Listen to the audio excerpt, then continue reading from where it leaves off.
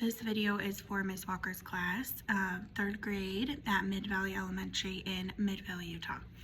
We are going to start having some class videos posted each evening so that for students who have an electronic device, if they want to watch a video and listen to a chapter of this book every night or whatever book we're reading at the time, that's what this is for. So we're going to start by reading Frindle.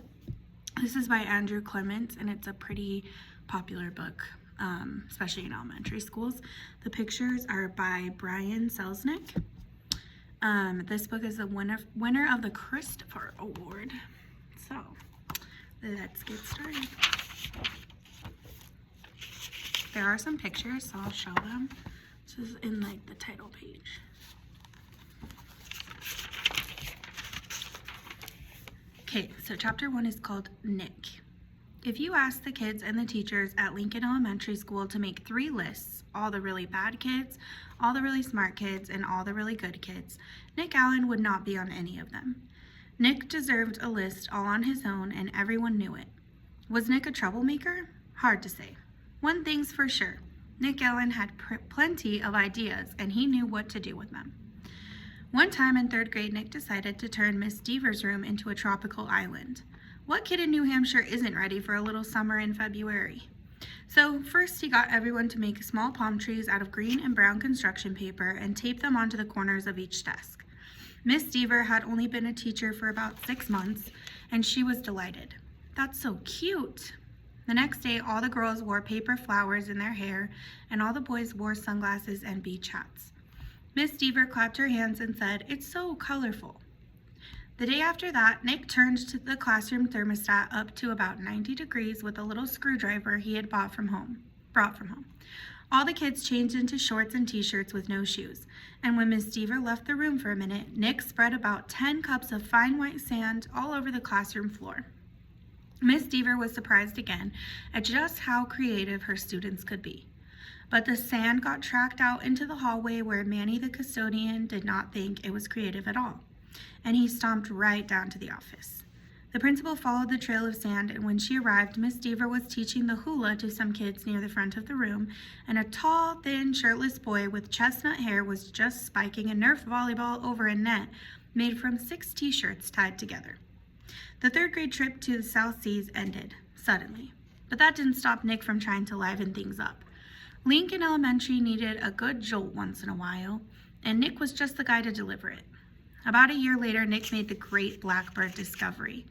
One night, he learned on a TV show that red-winged blackbirds give this high-pitched chirp when a hawk or some other danger comes near. Because of the way sound travels, the hunter birds can't tell where the high-pitched chirp is coming from.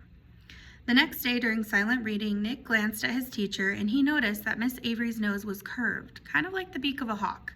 So Nick let out a high, squeaky blackbird peep. Mrs. Avery jerked her head up from her book and looked around. She couldn't tell who did it, so she just said, "Shh," to the whole class. A minute later, Nick did it again, louder. Peep.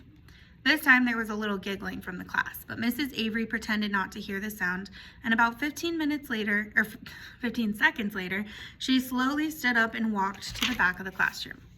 Without taking eyes off of his book and without moving at all, Nick put his heart and soul into the highest and most annoying chirp of all. Peep! Miss Avery pounced. "Janet Fisk, you stop that this instant." Janet, who was sitting 4 rows away from Nick, promptly turned white, then bright crimson. "But it wasn't me, honest." There was a catch in Janet's voice, as if she might cry. Miss Avery knew she had made a mistake, and she apologized to Janet. "But someone is asking for big trouble," said Mrs. Avery, looking more like a hawk every second. Nick kept reading, and he didn't make a peep. At lunchtime, Nick talked to Janet. He felt bad that Mrs. Avery had pounced on her.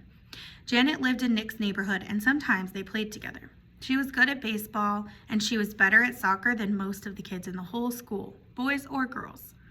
Nick said, "Hey, Janet, I'm sorry you got yelled at during reading. It was my fault. I was the one who made that sound." "You did?" asked Janet, "but how come Miss Avery thought it was me?" So Nick told her about the blackbirds, and Janet thought it was pretty interesting. Then she tried making a peep or two, and Janet's chirps were even higher and squeakier than Nick's. She promised to keep everything a secret. For the rest of Nick's 4th grade year, at least once a week, Mrs. Avery heard a loud peep from somewhere in her classroom. Sometimes it was a high-pitched chirp, and sometimes it was a very high-pitched chirp.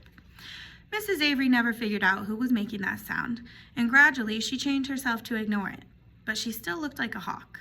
To Nick, the whole thing was just one long and successful science experiment, and Janet Fisk enjoyed it too.